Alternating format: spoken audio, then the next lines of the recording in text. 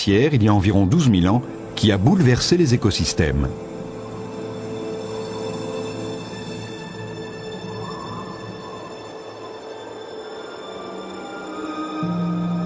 L'analyse des isotopes des genévriers démontre que la végétation a été fortement malmenée durant cette époque.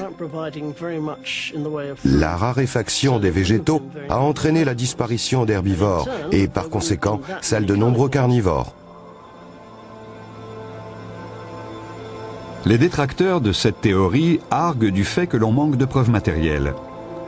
En effet, on n'a pas retrouvé de traces d'animaux morts de faim ou gelés directement victimes de ce changement climatique.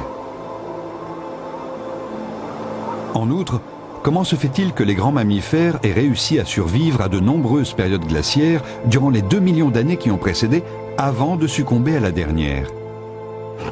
Qu'est-il donc arrivé à l'ours à face courte?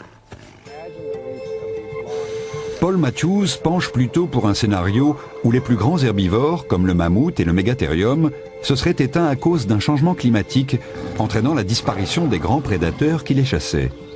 Par conséquent, les ours à face courte ont eu beaucoup moins de carcasses à se mettre sous la dent.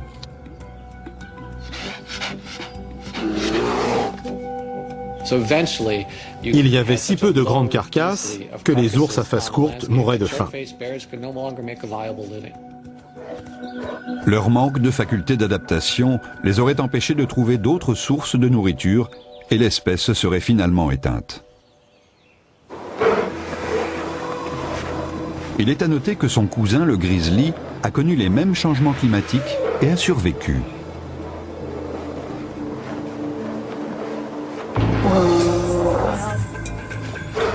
Aujourd'hui, les grizzlies, comme Adam, ont les mêmes aptitudes que celles de leurs ancêtres ayant vécu il y a 20 000 ans.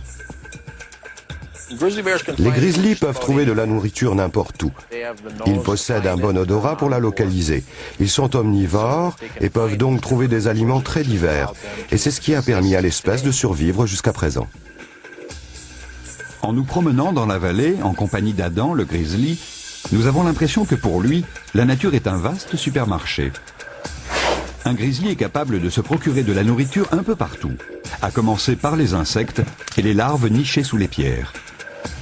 On peut observer la façon dont il se sert du poids de son corps pour soulever et retourner les pierres. Quand elles sont très lourdes, il les déséquilibre par des balancements. Il possède l'intelligence et la force nécessaires pour se procurer des aliments difficiles d'accès.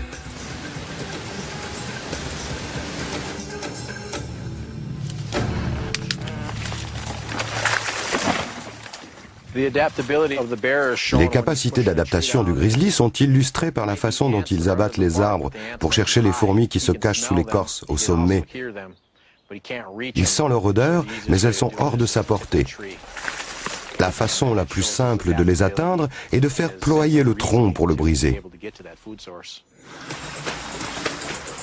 Contrairement à l'ours à face courte, le grizzly a évolué pour s'adapter à son environnement. Bien qu'il préfère un régime végétarien, le grizzly a appris à chasser des cervidés grâce à des charges rapides, capables de surprendre ses proies. Je pense que le grizzly a pris la place de l'ours à face courte dès que ce dernier s'est éteint. C'est lui qui est devenu l'un des plus grands prédateurs, au sommet de la chaîne alimentaire. On estime que l'ours à face courte a existé pendant près d'1 million d'années. Puis il a succombé aux changements qui ont affecté son environnement à la fin de la dernière période glaciaire. Aujourd'hui, grâce aux technologies de pointe, nous savons pourquoi l'ours à face courte a pu exister en tant qu'espèce pendant si longtemps.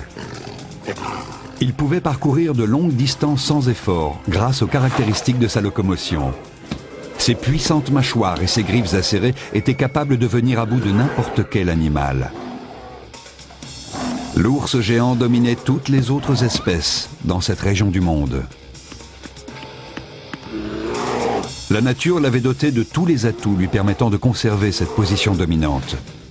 Puis son environnement a changé et l'ours n'a pas pu s'adapter. Nous qui nous considérons comme les nouveaux maîtres du monde. nous devrions tirer les leçons de l'extinction de ce formidable prédécesseur.